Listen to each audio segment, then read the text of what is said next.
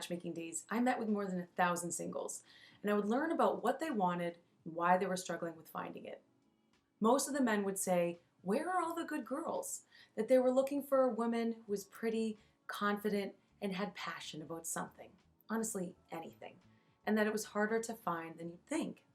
And women would say the same thing. Where are all the good guys? That they wanted a man who was confident, who made her laugh, and that would commit, because she would struggle to keep a relationship for more than a few months. Now, if you read between the lines, there's something very interesting happening here, and it's less about attraction and sexual connection than you might think, because I've had some of the most stunning, well put together women who struggle with getting a guy to commit to them. So while looks and attraction always play a role in finding love, the way we present ourselves and keep the person engaged is far more important, because even if a man sleeps with you, doesn't mean he's thinking about the future. For a man to think about forever, he must respect something within you first. So, if you are one to not speak your mind, agree with everything he's saying, and trying to be a version of what you think he wants you to be, then you've already lost him. The biggest attraction killer is neediness and insecurity.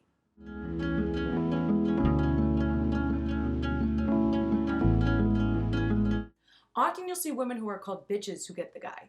It's created this cognitive dissonance that you're a good girl, trying to do all the right things, but those bad bitch girls are just stealing up all the guys. And how unfair is life that you want to be with a guy who wants to be treated badly and ends up with a bitch, and you end up alone. Tiny tear. But do you know how many men used to tell me that they didn't feel a connection or a spark with a woman who on paper was beautiful, successful, and a good person?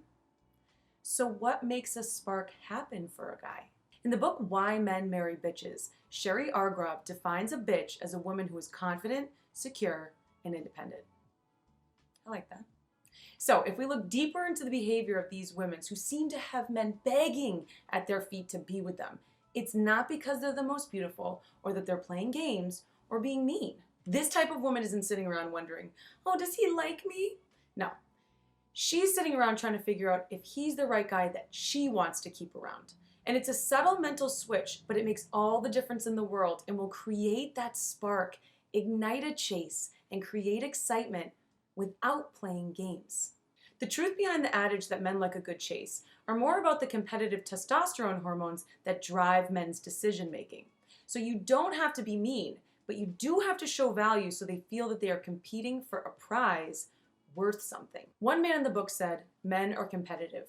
When he buys a car that it's limited edition, he feels like he has something special. Guys that race on the street race for pink slips because they want to win, conquer, and take that vehicle. And that carries over to women. A woman who is easy won't scratch his competitive itch. When she stops expressing her opinion and starts agreeing with everything he says, that's usually when a man starts to feel bored. And no, you don't have to be perfect to show value and to stand up for yourself, but you do need to know who you are and what you're worth.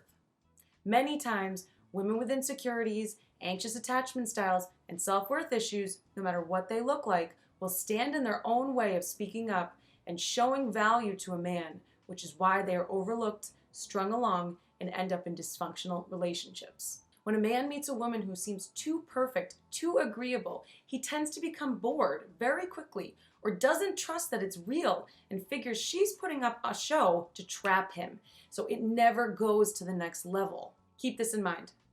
Men don't marry perfect women. Men marry interesting women who hold their attention. So you can see that it's less about being a bitch and more about being confident, standing up for what you believe in, and not worrying if what you say will make him leave or not. Sophia Loren said, "Beauty is how you feel inside, and it reflects in your eyes. It is not something physical. So when you know who you are, your worth, and you speak your mind, that is the magic spark that attracts and maintains the attention of all those good guys you've been looking for."